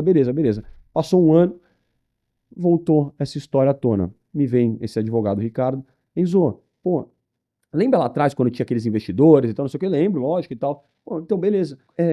Você não quer conversar, porque agora é o seguinte, tem um outro investidor, que o cara é meu amigo, e naquela época, quando a gente tava falando ainda sobre investidores, ainda quando esse assunto ainda tava na mesa e tal, tem um cara que é meu amigo e tal, não sei o que ele se interessou, ele mora em Londres e tal, não sei o que, um cara do mercado também de litígios e tal. Eu tava em Nova York quando ele me ligou pra falar isso. Aí eu atendi e falei assim, pô, Ricardo, a gente já não quer mais essa conversa de investidor e tal, pô, já estamos em outra linha, tudo e tal. Ele falou, pô, mas eu falei pro cara naquela época, o cara mora em Londres, o cara voltou aqui agora, o cara é meu amigo, já participou de outros casos. Então você não faria pela política da boa vizinhança, pra mim, esse favor de sentar com o cara, mesmo que você não queira levar pra frente, você não faria esse favor pra mim? Eu falei, lógico que eu faço, né? O cara é meu advogado e tal, não sei o quê, né? Eu falei, faço, lógico. Sentou, Parceiro, né? parceiro e tal, não sei o quê, sentei na mesa, ele me apresentou esse cara. O cara perguntou do processo do Saul e tal, da paternidade, das coisas e tal. Eu meio que falei por cima, porque eu também já nem tinha muita intenção, né, de levar isso em frente, mas prestei ali, né, umas informações ali e tal, tudo que podia falar eu falei e tal.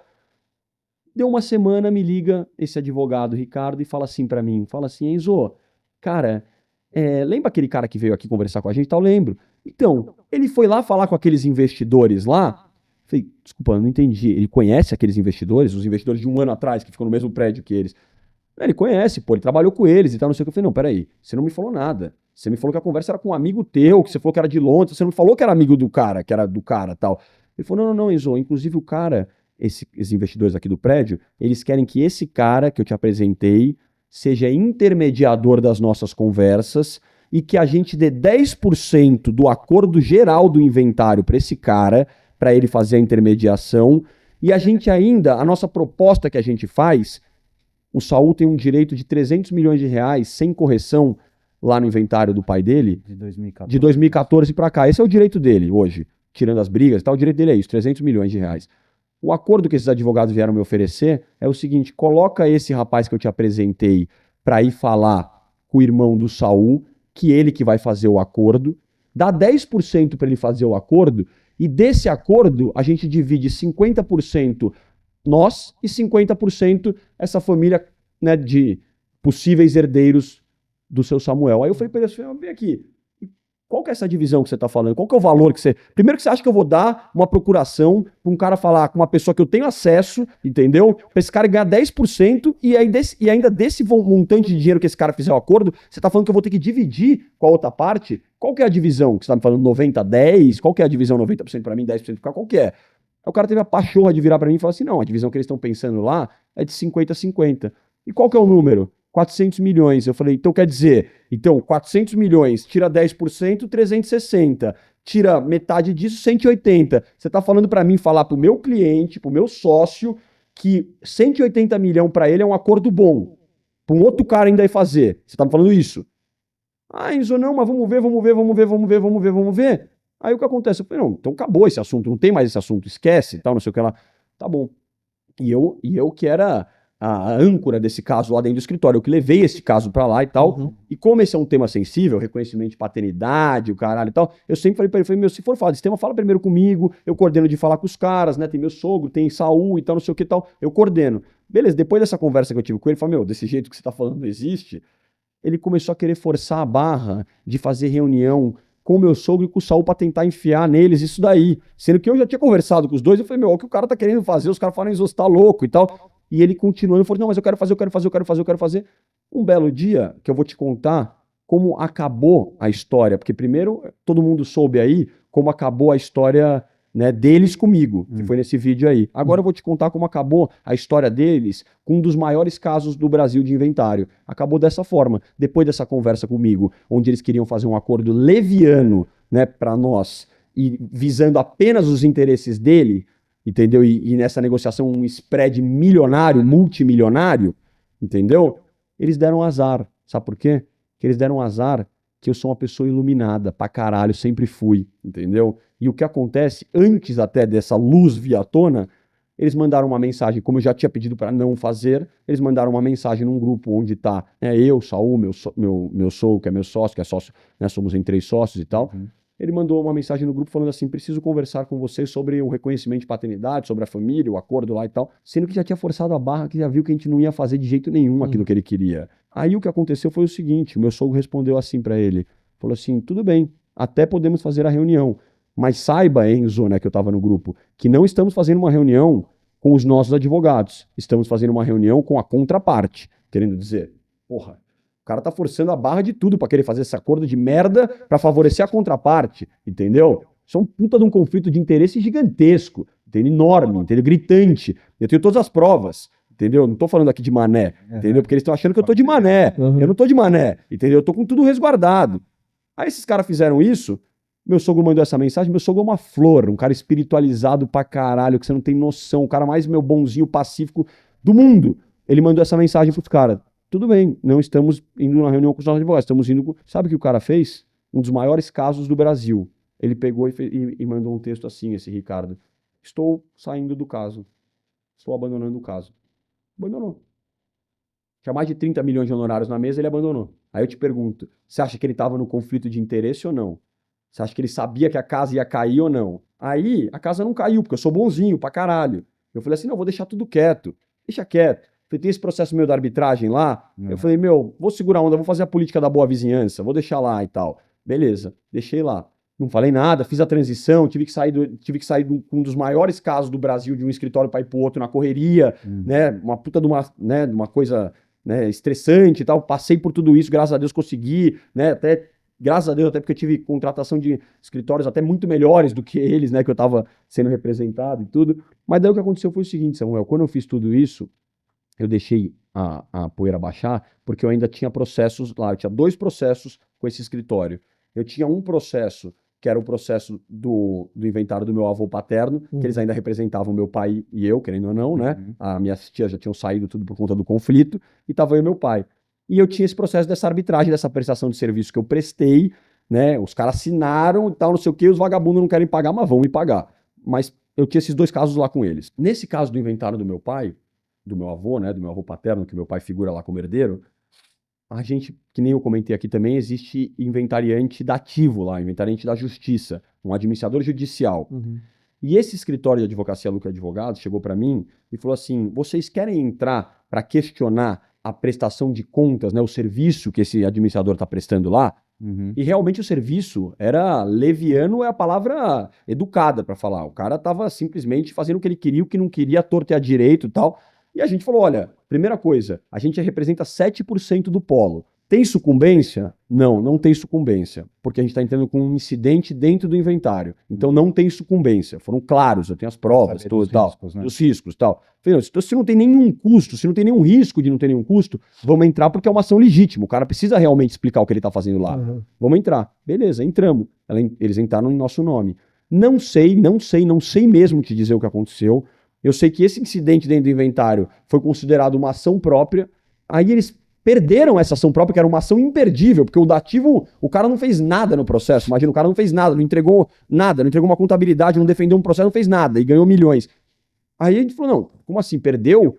Perdeu, e além de perder, a juiz entendeu que era uma ação própria, tal, condenou vocês em sucumbência. Como assim? 4 milhões era o valor da ação, 400 mil de sucumbência. Vocês estão brincando, vocês falaram que não tinham sucumbência. Então, e nisso, só para você entender a ordem cronológica das coisas, para entender onde vai chegar nesse vídeo aí, para o pessoal entender, para todo mundo entender, né, a minha indignação com esse escritório, foi que depois de tudo isso acontecer, eu descobri o quê? Um amigo meu em comum me ligou para resolver um problema de um ex-advogado do Saul, que ainda tinha um contrato de honorários em aberto com eles, com o Saul. Esse meu amigo em comum, apareceu meu nome na mesa, o cara me ligou, e ele falou assim, pô, Enzo, apareceu seu nome na mesa aqui, o cara tem um problema lá com o Saul pra resolver e tal, você não quer resolver você? Eu falei, lógico, manda o cara me ligar e tal. O cara me ligou, o cara foi no meu escritório e tal, papo vai, papo vem e tal, não sei o que lá. Eu falei, pô, tem essa história aí também desse paternidade, desse reconhecimento de paternidade e tal. Eu falei, meu, e aí, como é que vai ser, cara? Eu falei, pô, eu preciso resolver essa história e tal. Ele falou, não, Enzo, eu conheço lá os investidores, conheço. Eu falei, você conhece? Conheço. Eu falei, então você não me apresenta a eles? Me apresento, lógico. E aí que mora o perigo, rapaz. Que daí, quando você é um cara iluminado, entendeu? As coisas acontecem sem você querer. Eu tinha deixado barato. Eu não ia fazer nada. Eu tinha deixado barato. Eu sabia o que tinha acontecido e tinha deixado barato. Entendeu? Esse advogado falou, não, Enzo, eu vou te apresentar. Me apresentou. Fui lá no mesmo prédio desse escritório do que advogado, subi num outro andar, que é esses investidores. Conversei com os caras e a conversa foi o seguinte. Falei, pô, tudo bem e tal. Falei, pô, que bom que a gente tá junto aqui agora, porque, né? Eu falei, toda hora eu queria sentar com vocês e eu não conseguia. Não, Enzo, como assim você não conseguia? A gente também queria sentar com você. Não, como assim você queria sentar comigo? Você não queria sentar comigo. Meu advogado falava, Aí eu falei, mas o que você quer fazer? O cara disse, eu quero fazer isso, isso e aquilo. Eu falei, não, peraí, você tá brincando, o que eu quero fazer é isso. Ele falou, então qual? Aí ele falou, Enzo, peraí, os caras estavam no meio espreitando a gente, irmão. Os caras estavam operando não só você, como a gente também, entendeu? Pra ganhar, dos dois lados, entendeu? Olhando os interesses deles, entendeu?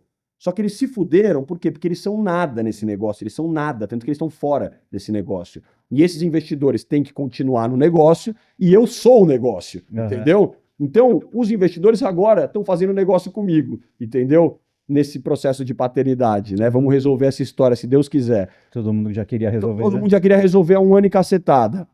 Ou seja, mais uma vez eu te falo, quando você vai brincar com família, você tem que tomar muito cuidado, porque você brinca com vidas, cara. Esse cara, para tentar ganhar 120, 130, 150, sei lá quantos milhões, o cara atrasou a história da vida de uma família em um ano, meu. Você tem noção quanto é um ano, cara? Os caras falam, quer saber quanto é um ano? Fica 3 dias preso, fica 3 horas preso pra você ver quanto é um ano, entendeu?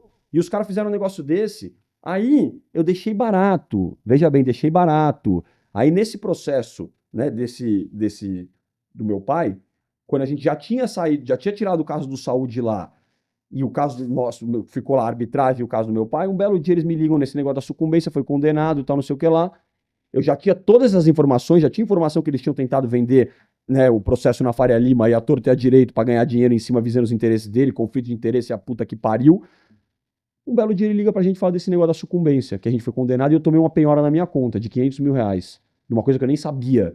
Aí fui eu e meu pai no escritório deles pra conversar, pra saber o que ia fazer, imagina. Antes, uns 30 dias antes dessa história acontecer. Aí sentamos lá e falamos, e aí? Como é que é?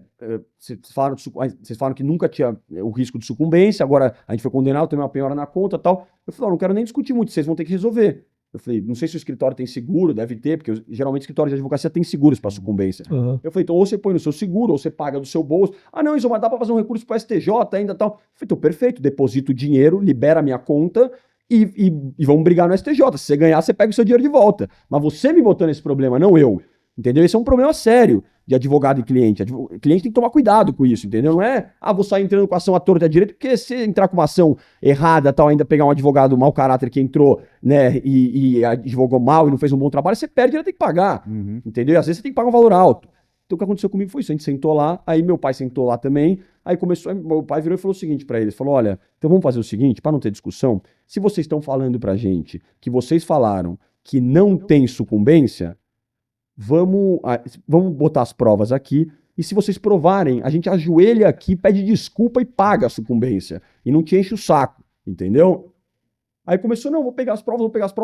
Aí não, quer as provas agora, vai ter agora. Reunião, a gente veio fazer isso, a gente veio para resolver, vamos fazer agora. Cadê as provas? Pega aí, a gente espera o WhatsApp e tal, não sei o quê. Nisso o advogado levantou, o Ricardo, e falou assim, Enzo, vem aqui comigo na outra sala, tá? Porque ele já viu que o clima ia esquentar, entendeu? Aí ele falou, não, vem aqui comigo na outra sala, tá? Me levou na outra sala. Falei, por favor, deixa eu fazer um recurso especial, a gente vai dar um jeito e tal, que é o que eu te falei do lobo império de cordeiro, né? Se o cara fosse um lobo império de lobo, ele olhava na minha cara e falava, meu irmão, eu te acho um merda, eu já trabalhei, você já trabalhou, você já ganhou dinheiro, só sai fora, vai, meu, que eu não gosto de você, sai fora. Aí é um lobo de verdade. Agora o lobo império de cordeiro, ele vem, não, deixa eu continuar pra você, eu vou fazer, vai acontecer, vai virar e tal, não sei o que lá. Quando ele tava nesse papo comigo, me abre a porta da sala, já meu pai com outro advogado, que é o dono do escritório, Luciano, já meio que uma gritaria, o cara falando pra mim que não tinha feito nada, o cara falando, a gente vai notificar vocês, vai notificar e tal. Eu falei, daí depois eu soube que teve um estresse lá dentro, porque meu pai falou, perdão, eu quero a prova agora, a sua advogada tá falando que tem a prova, vai ter que mostrar a prova, tal, e começou aqui. Aí meio que deu um clima nem perto disso que aconteceu aí nesse negócio, tá? Que repercutiu, mas foi um clima meio pesado, entendeu?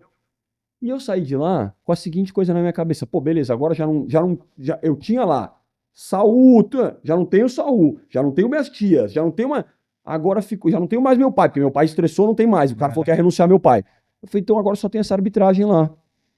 Só que os caras, meu irmão, eu vou te falar, eles sempre me venderam muito relacionamento nessa Câmara, muita facilidade e tal. Então, aí eu acredito sim, tá? É minha tese que esses caras, quando eu saí de lá com meu pai, esses caras realmente ficaram putos da vida com a gente, porque ouviram o que deveriam ter ouvido, né, já há muito tempo, e a gente nem pegou pesado, mas só falou, vocês vão ter que me mostrar a porra da prova, senão vocês que vão ter que pagar, vocês colocaram a gente num BO que vocês colocaram, não fomos a gente, entendeu? Eu tenho certeza que ele não gostou de escutar isso, porque um cara que nem ele que foi juiz, juiz no Brasil é Deus. Juiz no Brasil é excelência, excelência, excelência, excelência. E tem que ser tratado com referência mesmo, mas não pode ser Deus, caralho, entendeu? Tem que ter respeito, tem que ter tudo, mas o cara não pode fazer o que quiser. O cara não pode tratar todo mundo como ele quer, o cara não pode dar carteirada sem motivo, o cara não pode ser vagabundo com os outros, entendeu? E ele fez isso com a gente, entendeu? Então eu tenho certeza que a gente saiu de lá, por isso que, na verdade, e eu tenho bastante, né, que nem eu te disse, provas, indícios violentos, Samuel, de que o que eu tô vivendo é um conluio, entendeu? Entre os meus advogados, esses herdeiros vagabundo e essa Câmara Brasil-Canadá. Essa é a minha acusação, entendeu? E eu tenho prova de tudo, entendeu? Só como eu sou um cara, que nem eu te disse, totalmente do acordo, pacificador, né, meu, conciliador e o caralho, eu tô esperando pra ver se os caras põem a mão na consciência, entendeu? Eu faço aniversário depois de amanhã, entendeu? Chega um presente. Se os caras põem a mão na consciência e me liga e fala assim, Enzo, meu, relaxa, cara, vamos resolver, vamos fazer um acordo, vamos pagar, vamos botar pano quente e tal, porque eu sou esse cara, entendeu? Mas ao mesmo tempo, se não vir, Samuel, a casa caiu, amigão, a casa caiu geral, entendeu? Não é do jeito que os caras estão achando, eu tenho prova de tudo que eu tô falando, eu tô resguardado judicialmente, juridicamente, entendeu? E aí, não vai ficar assim, entendeu? Aí entra essa questão, assim, acho que ficou muito claro para todo mundo que está assistindo aqui, né, a sua indignação. Exato. Acho que expor toda essa situação traz uma claridade, né? Com certeza. Para a questão do nervosismo do Com dia, certeza, de tudo com que certeza. aconteceu. E aí vem a pergunta, né? Você está preparado para uma eventual retaliação? Porque fatalmente pode ser que eles venham atrás de você e queiram te processar, alguma coisa assim. Você falou que tem as provas e que está seguro nesse sentido. Exato. Cara, eu vou te falar, é uma pergunta que eu recebi de muita gente até, inclusive, viu, Samuel? Ah, mas pô, você não tem medo? Ah, pô, você tá preparado? Irmão, primeiro que você tem um ditado, que depois se você quiser cortar a minha fala, que é o seguinte... quem tem medo de cagar não come, né? Então, se você tem medo de cagar, não vai comer, campeão, entendeu? E eu não tenho medo de cagar, entendeu? E eu não tenho medo de duas coisas, eu não tenho medo da verdade e eu não tenho medo de vagabundo, entendeu? E pra mim, esses caras são vagabundo, entendeu? Eu sempre falei, vou continuar falando por aí e tal. E é a minha opinião. Hoje em dia a gente vive num país de liberdade de expressão. Eu posso falar o que eu quiser. Essa que é a verdade, entendeu? Até nego, né, não censurar, eu posso falar o que eu quiser, entendeu? Que chega também, né? A censura chega também. Exato, e a censura tá bom já, né? Mas, e aí a outra questão é assim, se você está preparado, e o que você tem recebido do público depois de toda essa Então, como eu te disse aqui no exposição? Como eu te disse aqui no começo, Samuel, cara, eu fiquei realmente chocado, entendeu?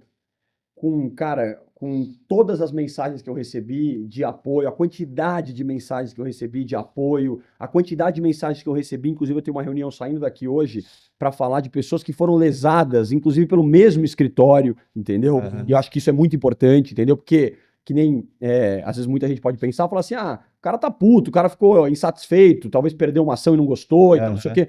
Tá longe de ser esse aqui o caso, entendeu? O caso aqui é um caso totalmente de falta de ética, de falta de caráter, de falta de comprometimento, entendeu? De jogo duplo, falta de transparência, entendeu? De todas as malandragens possíveis e imagináveis que vocês podem acreditar. E isso se comprova quando outras pessoas que não tem nada a ver comigo me chamam e falam assim, meu, passei pelo mesmo problema com o mesmo escritório, vamos entrar junto, vamos fazer acontecer, vamos pra cima, entendeu? Então quando você me pergunta de retaliação, cara, sei lá, assim, sendo bem honesto pra você, sendo honesto com você, eu acho que não vai vir, entendeu? Eu acho que não vai vir, entendeu? Eu acho que o nego tem que escutar bem quietinho, resolver o meu problema, entendeu? Resolver essa porra dessa sucumbência, resolver essa porra dessa arbitragem de bandido que os caras estão tentando me roubar e não vão me roubar, entendeu? Quando eles resolverem isso, eu paro. E eles sabem que eles têm o poder de resolver, entendeu? Ali todo mundo se liga, meu. Ali todo mundo fala por telefone, entendeu? E aí que eu te falo que eu agradeço demais o poder das redes sociais, porque eu realmente estou fazendo um teste, Samuel, e graças a Deus, cara, realmente eu não estou precisando disso para comer, para dormir, para morar, então realmente minha vida está resolvida, graças a Deus. Então até por isso que eu também consigo levar isso de uma forma um pouco mais tranquila, né, de não querer se martirizar tanto com isso, porque para mim, graças a Deus, não é o desespero, não é o desespero, é a justiça mesmo. Aliás, não é desespero que eu já passei na minha vida, entendeu? Então eu sei o que é desespero, entendeu? Desespero, eu acho maravilhoso essa matéria que os caras estão colocando, assim, herdeiro quebra tudo em escritório, tentam levar 15 milhões dele. Playboy, imagina quem tem 15 milhões pra levar. Nunca tive, caralho. Eu tenho há 10 anos atrás, fruto do meu trabalho, entendeu, porra? Então os caras vão ter que me pagar, Samuel. Essa que é a real. A retaliação pra esses caras é me ligar e me pagar, meu. Prestei um serviço, porra. Sou gente boa. Eu tenho um contrato assinado, entendeu? Não tem. Mas vamos lá. Agora, eventualmente, eles chegam com você e fazem um acordo e resolvem. Mas você já ganhou notoriedade. Então. Você já virou uma pessoa que hoje está representando muita gente que se colocou na sua pele. Exato. Né? E assim, a gente sabe, a gente vivencia isso no nosso dia a dia. Acho que muita gente se solidariza justamente por causa disso. Não só por ter algum dia já ter se sentido lesado, mas quantas pessoas não ficaram quietas, né? Exato. Acho que essa identificação também as coisas. de ver acontecer, né? Exato. É importante frisar mais uma vez aqui, e quantas pessoas não foram lesadas, não por advogados só, porque aqui não é uma briga contra a classe, é o que eu falei, pô, minha profissão depende da classe, eu amo a classe, eu adoro a classe, mas no meio de toda a classe tem vagabundo, entendeu? No meio de restaurante tem cara que é restaurante, tem restaurante que é vagabundo. Sim. No meio de cara que tem mecânico, tem mecânico que é vagabundo, Sim, entendeu? E não é por isso que a gente não pode deixar de transparecer e de expor a nossa indignação quando a gente conhece mecânico, pedreiro, padeiro, advogado, vagabundo tem que ser exposto, caloteiro tem que ser exposto. Vamos entendeu? lá, falando em ser exposto, quem são os nomes? Os nomes aqui é esse, Rodrigo, Paula e Giovanni Scarano, um dos maiores caloteiros, vagabundos do Brasil. Essa doutora Paula dormia na minha casa, comia da minha comida veterinária. Esse Rodrigo, minha mãe, a gente ajudou ele nos piores momentos da vida dele, entendeu? Dele estar numa posição fetal no quarto dele, mal, e a gente ir lá e falar, não, vamos rezar um Pai Nosso, você vai sair dessa, irmão, e tal. O cara tinha problema de cabeça, depressão, caralho e tal, entendeu? E até usou isso para não me pagar. Você acredita nisso, Samuel? Isso daqui é uma coisa que acho que a gente pode até fazer um corte disso aqui. As pessoas estão usando de tudo para não pagar os outros. Esse vagabundo chegou a colocar no processo que ele tinha depressão e que por conta da depressão ele assinou, mas não queria pagar. Mas ao mesmo tempo ele comanda uma empresa Target Systems, que é enorme, que ele comanda todo dia. Então, quer dizer, a depressão dele era só para assinar aquele contrato, né, desse Rodrigo Zé Mané. Ele usou isso para... Ele usou isso. Ele validar o contrato. Deixa eu explicar o que ele fez. Ele tentou me colocar, me condenar, tentou, né, me imputar um crime de estelionato, entendeu? Ele tentou me imputar um crime de estelionato em cima de mim e da minha avó, uma senhora de 82 anos. Tentou imputar um crime como se a gente tivesse feito um conluio, como se o dinheiro que eu tivesse recebendo da minha prestação de serviço fosse para minha avó para ela receber mais. Entendi. Esse cara é louco. A minha avó, ele chamava minha avó de mãe. A mãe dele morreu, minha avó criou ele que nem mãe. Entendeu? É um xarope da cabeça de fazer uma cena dessa. Esse cara acabou com a vida da minha avó, o Samuel. Esse cara fez intriga na família da minha avó inteira. Minha avó não vê 2 bisnetos por conta desse cara. Entendeu? Aí eu te falo, quando fazem tudo isso com você, com a tua família, com a tua avó e tal, não sei o que, ainda um monte de bandido no meio, de escritório vagabundo, o que você vai fazer? Como é que você vira o jogo? Essa é a pergunta. A pergunta é essa, entendeu? E eu acredito que você vira o jogo sendo homem de verdade, entendeu? Resolvendo as coisas como homem, entendeu? Homem honra a palavra, homem olha no olho, homem quando tem problema vai lá e conversa e resolve. Homem não faz essas coisas que esse cara tá fazendo por aí não, entendeu? E os demais, e os advogados? E os advogados são antiprofissionais. Falei. Os nomes, né? Os nomes é Luciano Godoy, Ricardo Zamairola e Kátia Vilhena. 3 pessoas que eu não aconselho ninguém, entendeu? A contratar, entendeu? São pessoas de altíssimo conflito de interesse, manipuladores, como é que fala? Vendedores de ilusão, tudo, entendeu? Essa que é a verdade. E eles vão pagar. Tanto esses caras aí que não me pagaram, que esses 3 irmãos vagabundos vão me pagar, entendeu? Vão me pagar na justiça, na lei, bonitinho, como deve ser feito o processo. E esse escritório, eu tô esperando eles resolverem o meu problema, meu. Eu não quero problema com eles. Tem um vídeo que eu postei ontem do 50 Cent, que ele fala o seguinte no 50 Cent. Ele fala assim, as pessoas acham que eu sou um cara de problema, que eu sou um cara que gosta de problema. Só porque quando querem problema comigo, eu falo, tudo bem, sem problema. Quer problema? Sem problema. E eu sou assim, eu me identifico com esse vídeo. Eu sou um cara que não gosta de problema. Mas se você virar pra mim e falar assim, eu quero um problema com você, eu vou falar, sem problema, vambora. Entendeu? É aquela velha história do dom boi pra não entrar, mas dou uma boiada pra não sair, entendeu? Eu sou bem assim também. O pessoal mais novo da empresa sempre fala, o Samuel é bonzinho. O pessoal mais velho, não, calma, mexe com ele. Não mexe com ele. Ele é bonzinho, mas não mexe com ele, exato. Tipo isso. E aí você mencionou, né, que foi legal que saiu no noticiário tudo da questão da sua família. Exato. Você acha que se você não tivesse uma família conhecida, teria tanta exposição quanto teve? A repercussão seria tão grande. Repercussão? Eu vou te falar assim, cara, se eu virar pra você e falar que eu acho que não existe diferença, né, de tratamento para uma pessoa elitizada do que pra uma pessoa simples no Brasil, se eu falar isso para você, eu sou um puta mentiroso, entendeu? Eu acho que existe, sim, uma diferença que tá impregnada na sociedade, entendeu? E que casos repercutem mais quando são de pessoas elitizadas ou de pessoas conhecidas e tal. Mas ao mesmo tempo, Fábio, ao mesmo tempo, Samuel, eu faço uma consideração aqui, cara, que é esse poder da tal da internet, cara.